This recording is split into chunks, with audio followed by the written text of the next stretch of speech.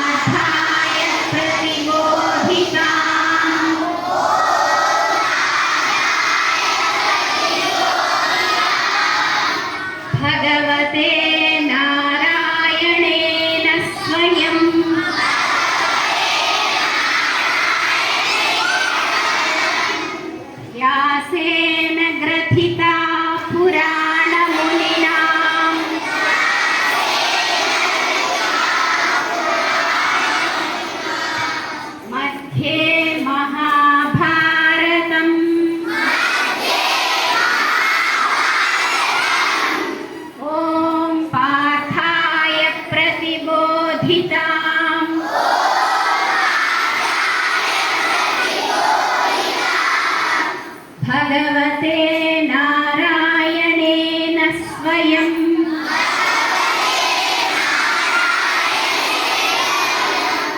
व्यासेन ग्रथितां पुराणमुनिना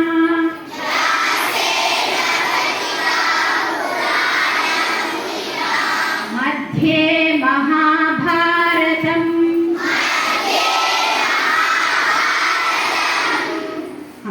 హరిహోమ్నానే ఎవరైనా ఫుల్గా వచ్చి చెప్తానంటే చెప్పొచ్చు లేచి 4 లైన్స్ కొద్దిగా మిగతా అన్ని కూడా దీంట్లో 2 లైన్లు 2-3 అర్థాలు ఎక్కువ అందువల్ల కొద్దిగా కష్టం తీసుకుంటారు అవునా చూడండి పని చెప్తారు కార్పణ్య దోషోపహత స్వభావః कार्पण्य दोषोपहत स्वभावः एक दो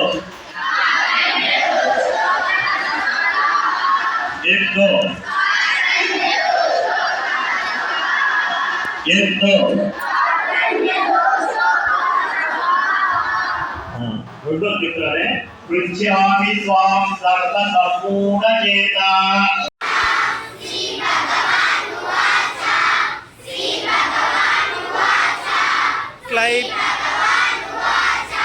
क्लैब्यं मास्मगमः पार्थ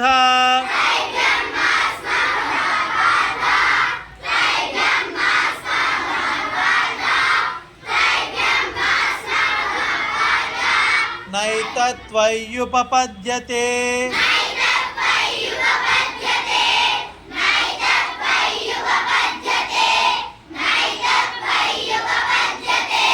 क्षुद्रं हृदय दौर्बल्यं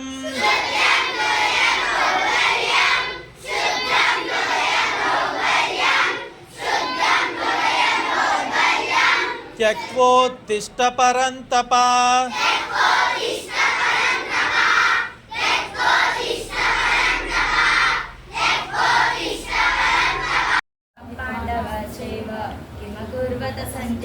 చెప్పు. ధర్మక్షేత్రే కురుక్షేత్రే సమవేతాయుత్సవః మామకా పాండవాశ్చైవ కిమ కూర్వత సంజయ. Very good. ధర్మక్షేత్రే కురుక్షేత్రే సమవేతాయుత్సవః మామకా పాండవాశ్చైవ కిమ కూర్వత సంజయ. చెప్పు చెప్పు.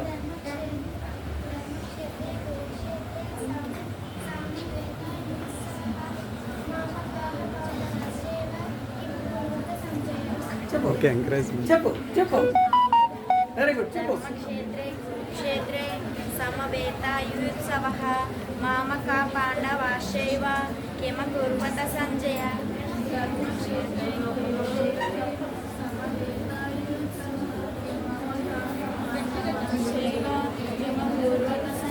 సంతోషం. కూర్చోండి కూర్చోండి, నేను చెప్తా మళ్ళీ చెప్తా మళ్ళా. పరం దృష్ట్వా నివర్తతే విషయా వినివర్తంతే నిరాహారస్య దేహినః రసవద్యం రసోప్యస్య పరం దృష్ట్వా నివర్తతే విషయా వినివర్తంతే నిరాహారస్య దేహినః రసవర్జం రసోప్యస్య పరం దృష్ట్వా నివర్తతే విషయా వినివర్తంతే నిరాహారస్య దేహినః రసవర్జం రసోప్యస్య పరం దృష్ట్వా నివర్తతే. అందరూ కలిసి ఆడండి ఒకసారి.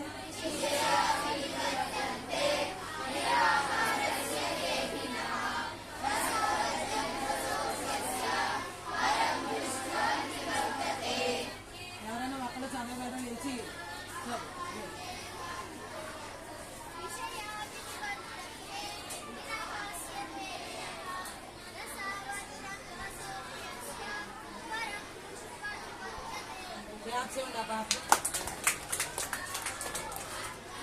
మళ్ళీ నెక్స్ట్ వీక్లోనే కలుద్దాం. ఈలోపు సండే వచ్చింది కాబట్టి కొద్దిగా అందరూ బాగా ప్రాక్టీస్ చేసుకోండి. యజ్ఞావాదాం చ భాషసే యజ్ఞావాదాం చ భాషసే యజ్ఞావాదాం చ భాషసే యజ్ఞావాదాం చ భాషసే యజ్ఞావాదాం చ భాషసే గతాసూన్ గతాసూన్ చ గతాసూన్ గతాసూన్ చ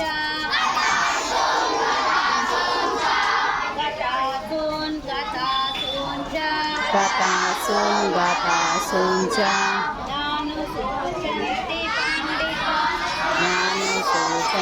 పండిత జ్ఞానుశోచంతి పండిత జ్ఞానుశోచంతి పండిత మా జ్ఞానుశోచంతి పండిత జ్ఞానుశోచంతి పండిత మామకా పాండవాశ్చైవ మామకా పాండవాశ్చైవ. మామకా కగరే మామకా పాండవాశ్చైవ కిమ కుర్వత సంజయ. నువ్వు చెప్తావా? ఎవరు చెప్తారు? చెప్పు చెప్పు. చూచు ధర్మక్షేత్రే మళ్ళా ధర్మక్షేత్రే అది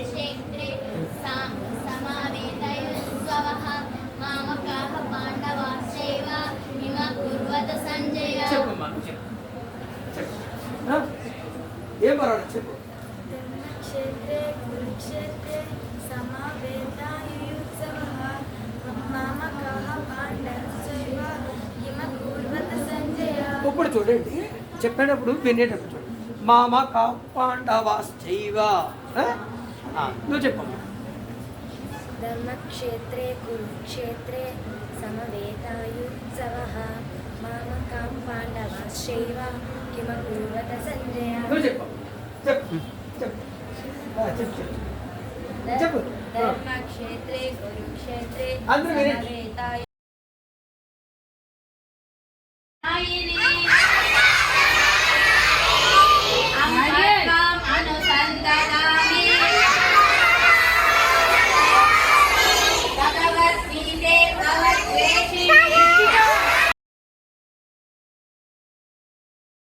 किं भोगै जीवितेन वा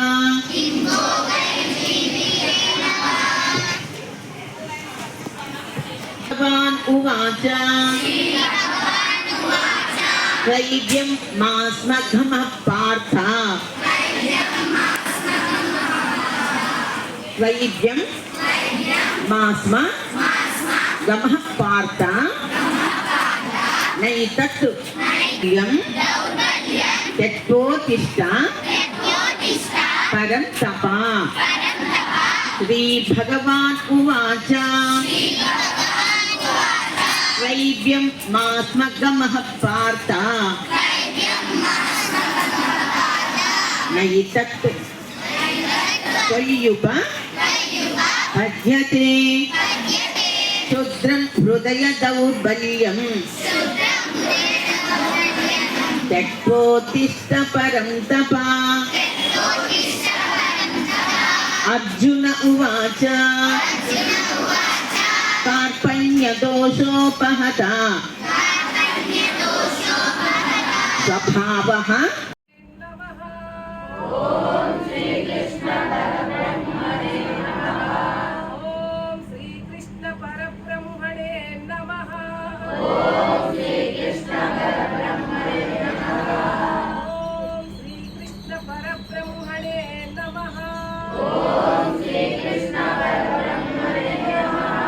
శ్రీమద్భగవద్గీత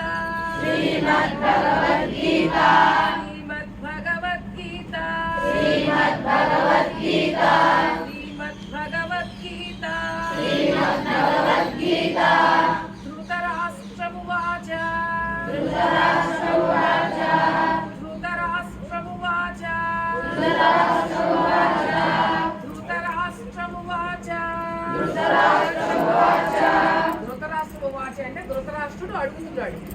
ఏమని అడుగుతున్నాడో చూద్దాం. ధర్మక్షేత్రే కురుక్షేత్రే ధర్మక్షేత్రే కురుక్షేత్రే ధర్మక్షేత్రే కురుక్షేత్రే సమవేత యుయుత్సవః సమవేత యుయుత్సవః. కోనేరు సురేష్ బాబు గారు ఒక సంకల్పించారు ఒక విషయాన్ని. ఇక్కడ మిలీనియం క్యాంపస్ అని ఒక క్యాంపస్ పెట్టాలి. అక్కడ పిల్లలు స్వేచ్ఛగా హ్యాపీగా ఆడుకుంటూ పాడుకుంటూ చదువుకోవాలి. పైరుగాలి వస్తున్నప్పుడు వీళ్ళు పరిగెత్తాలి. మరి ఇలాంటి స్కూల్ ఎక్కడైనా ఏలూరులో ఉందా? లేదు. ఇలాంటి ఫెసిలిటీస్ అన్ని కల్పించి అంటే ఇలాంటి స్కూళ్ళన్నీ ఇలాంటి ఒక గొప్ప క్యాంపస్ని కట్టాలని 2003 అప్పుడు సంకల్పించారు. సంకల్పం ఎప్పుడైనా గొప్పదే. ఆయన పెద్దవారు కాబట్టి గొప్ప గొప్ప సంకల్పాలు చేస్తారు. మన చిన్నపిల్లలం కదా, మన సంకల్పాలు ఏముండాలి? నేను బాగా చదువుకోవాలి, క్లాస్లో ఫస్ట్ రావాలి, టీచర్తో గుడ్ అనిపించుకోవాలి, అమ్మ నాన్న మాట వినాలి, మంచిగా ఆరోగ్యంగా పెరగాలి, ఎప్పుడు తప్పు చేయకూడదు, అబద్ధం చెప్పకూడదు, ఎవరి వస్తువులు తీసుకోకూడదు. ఇలా సంకల్పాలు చేసుకోవాలి. అందువల్ల మీకు చదివే కదా మీకు ముఖ్యం. మంచి నడవడిక చదువు ఉంటే చాలు, మీకు గొప్పవారు అయిపోతారు. ఇలాంటి గొప్ప గొప్ప క్యాంపస్లు పెద్దవాళ్ళు అయ్యాక కట్టాలి. కానీ ఇప్పుడే ఆ సంకల్పం అవసరం లేదు. మీకు చదువు వస్తే చాలు. చిన్న సంకల్పం, కానీ మీకు అది పెద్దది. మరి మనం సంకల్పం చేయడం అనేది చాలా గొప్ప విశేషం. అర్థమవుతుందా? ఆ సంకల్పాలన్నీ ఎలా సంకల్పిస్తాం? శుక్లాంబరధన శ్లోకం చెప్పి విఘ్నేశ్వరుణ్ణి ప్రార్థించి మా సంకల్పాలన్నీ నెరవేర్చు తండ్రి, మేము క్లాస్ నుంచి పారిపోకుండా చూడు, మంచిగా చదువుకునేలాగా దీవించు, రోజు స్కూల్కి డుమ్మ కొట్టకుండా చూడు, జ్వరం రాకూడదు, రాగా మా మనవరాలు ఉంది. అమ్మ అమ్మ అమ్మ నాకు జనం రావాలి అను అంది. నేనన్నా నాకు జనం రావాలి అన్నా. ఇంట్లాడమ్మమ్మ నాకను అంది. సరే నీకు జనం రావాలి అంటే వెళ్ళిపోతుంది. ఎందుకంటే నువ్వు ఏదైనా జరుగుతుందిగా నాకు జ్వరం వస్తే స్కూల్ మానేసి అలా అనుకుంటున్నారా మీరు?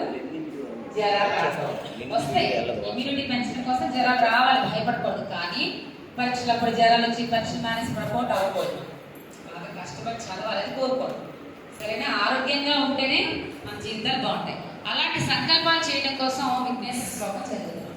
తర్వాత రెండో శ్లోకం ఏం చదువుతున్నారు చెప్పండి? గురుబ్రహ్మ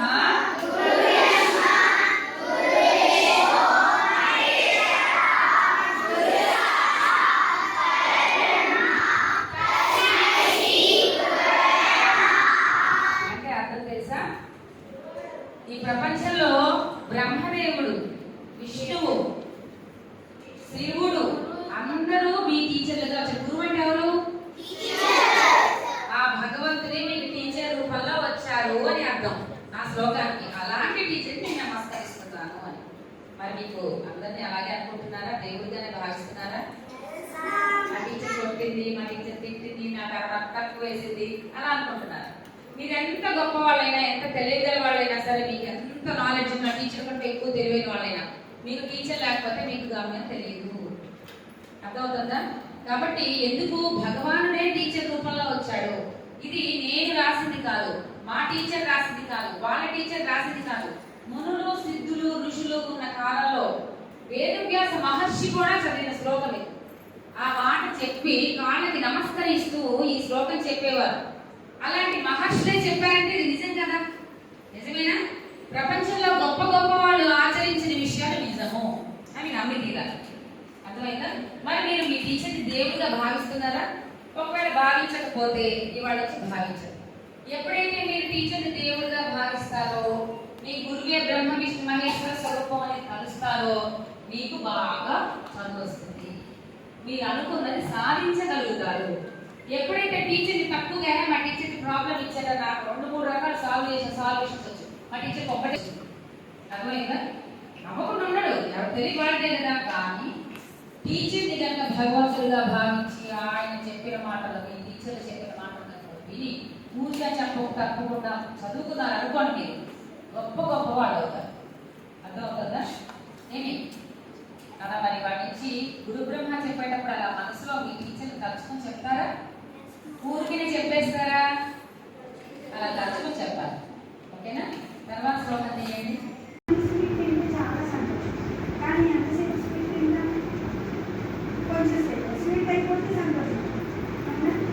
అలా ఎప్పటికీ అయిపోని సంతోషం ఏదైనా ఉండాలంటే, మనకి రావాలంటే ఆ సంతోషం లోపల నుంచి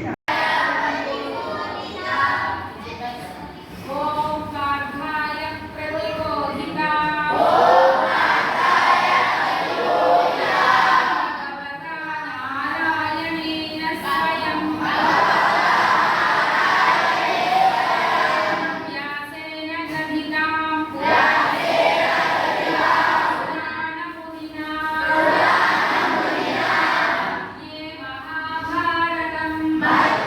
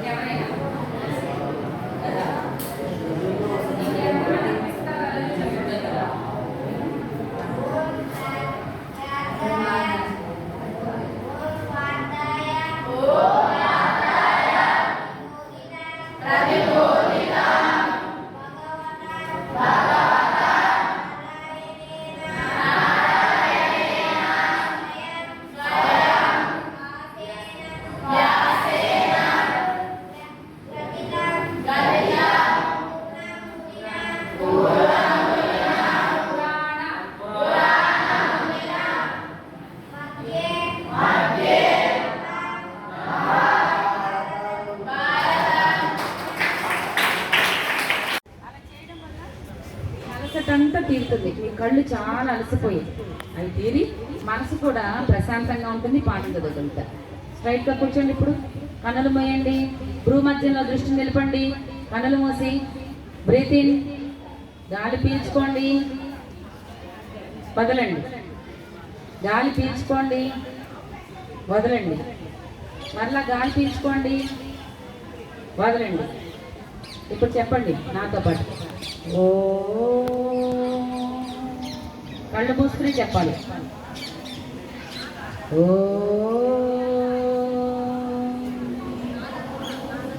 గట్టిగా శబ్దం నాటులా. ఓ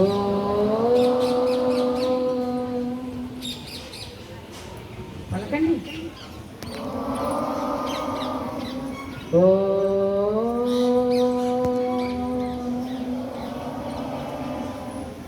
ఓ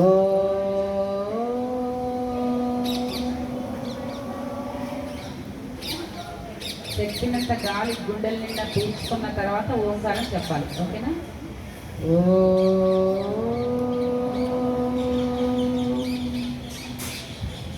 మళ్ళా నాతో పాటు చెప్పాలి.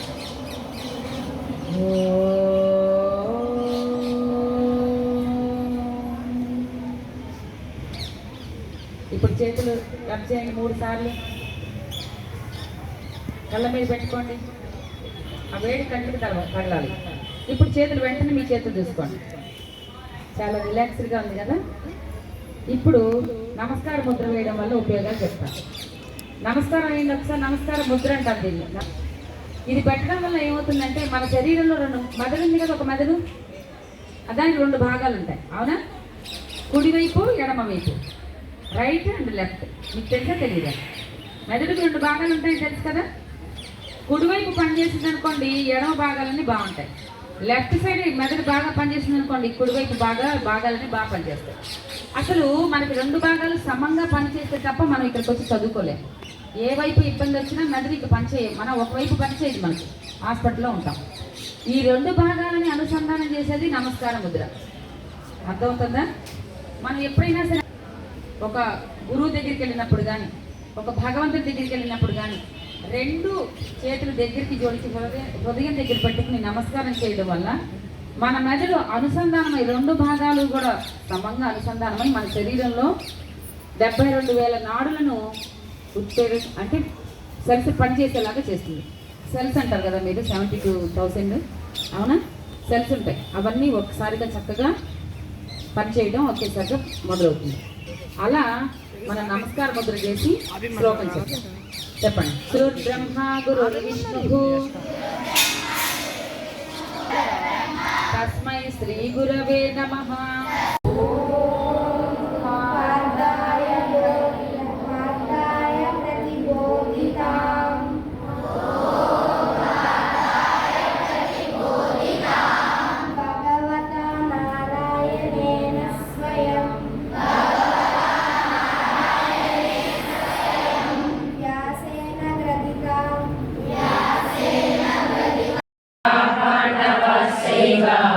కిమకుర్వత సంజయ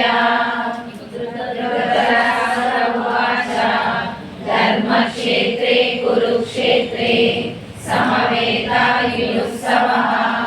మామకా పాండవాశ్చైవ కిమకుర్వత సంజయ.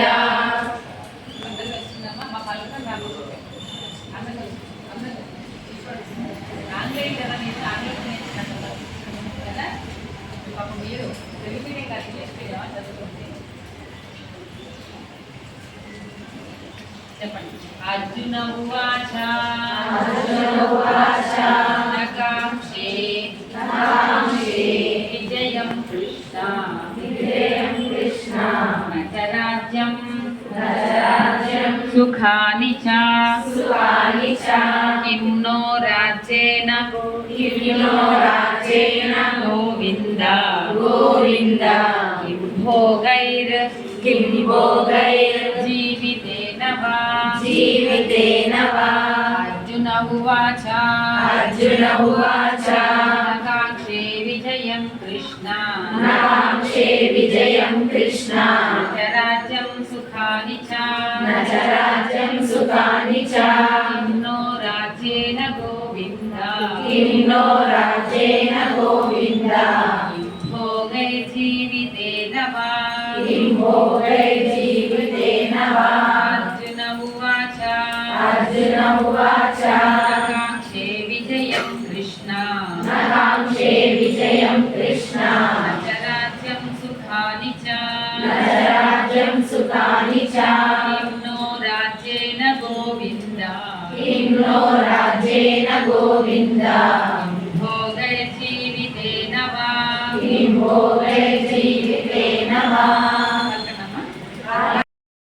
पाण्डवस्यैव किमकुर्वत सञ्जय धृतराष्ट्र उवाच धर्मक्षेत्रे कुरुक्षेत्रे समवेतायुत्सवः मामकाः पाण्डवाश्चैव किमकुर्वत सञ्जय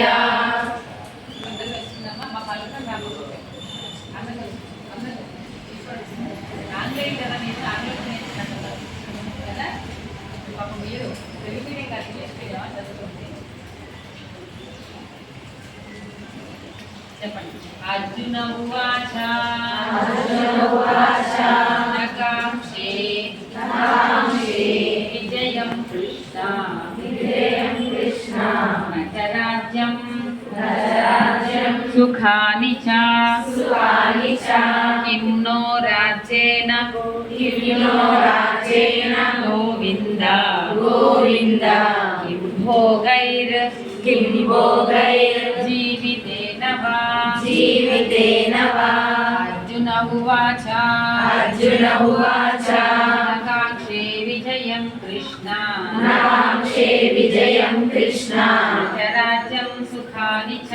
न च राज्यं सुखानि च किं नो राज्येन गोविन्द भोगैर्जीवितेन वा अर्जुन उवाच नकाङ्क्षे विजयं कृष्ण न च राज्यं सुखानि च किं नो राज्येन गोविन्द भोगैर्जीवितेन वा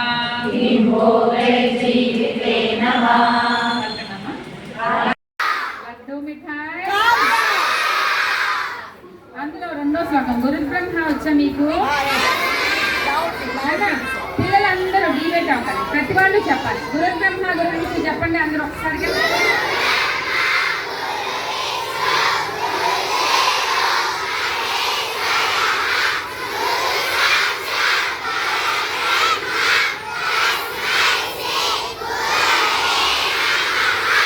మరి మీకు మీనింగ్ తెలుసా దీనికి?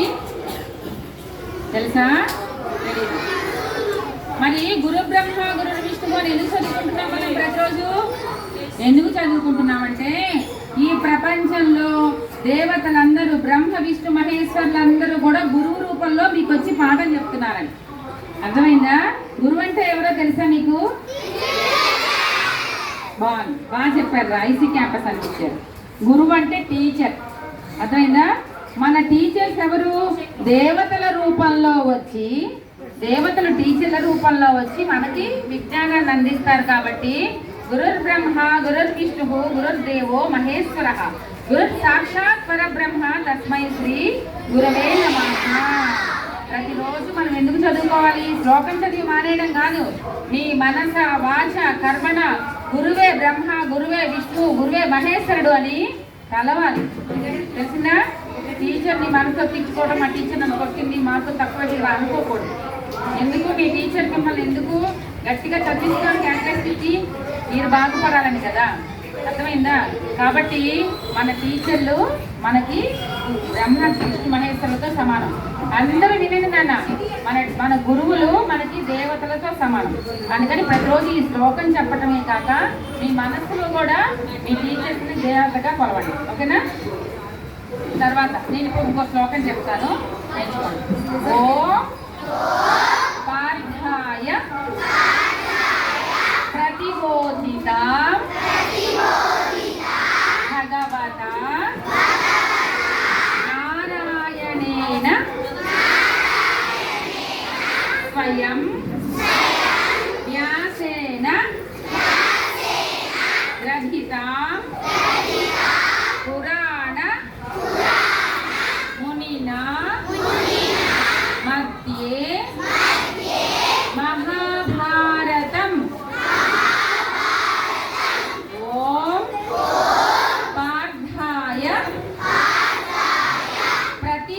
प्रतिबोधितां भगवता नारायणेन स्वयं व्यासेन ग्रथितां पुराण मुनिना मध्ये महाभारतम् ओम पार्थाय प्रतिबोधिता भगवता नारायणेन स्वयं व्यासेन ग्रथितां पुराण मुनिना मध्ये महाभारतम् శ్రీకృష్ణ పరమాత్మ చెప్పండి ఇంకొకసారి చెప్పండి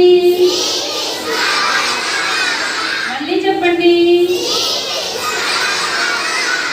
వెరీ గుడ్ శ్రీకృష్ణ పరమాత్మ చెప్పాడు ఆయన నోటితో ఇందులో ఉన్న శ్లోకాలన్నీ పాడారు కాబట్టి ఇది భగవద్గీత చెప్పండి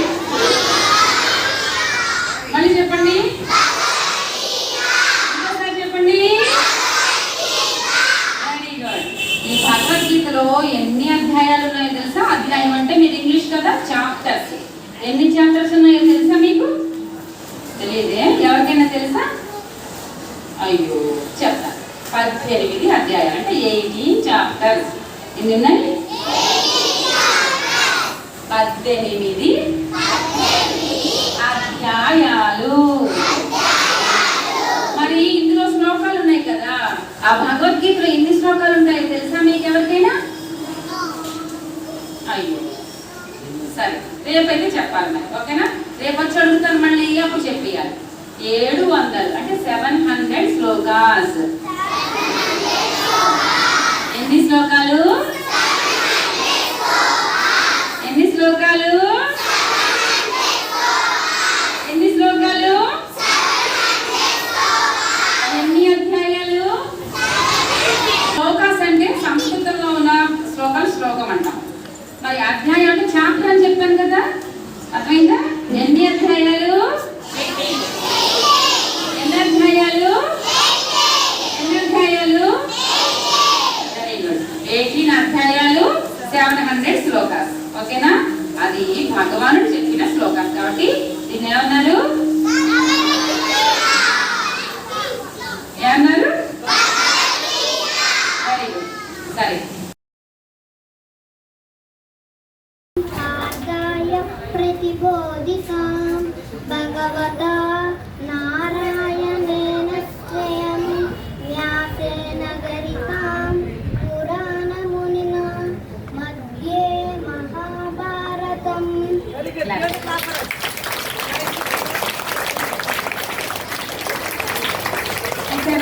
పిల్లలకి సంస్కృతం బాగా వస్తుంది ఓం ప్రాధ్యాయ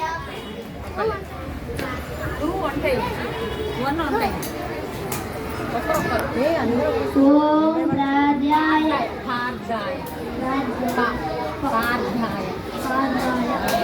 ఓం పార్థాయ ప్రతిబోధితాం భగవతా నారాయణేన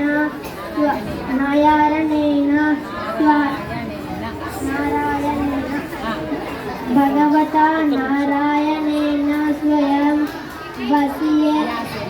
వ్యాసేన గ్రథితం పురాణ మునినా मध्ये महाभारतम्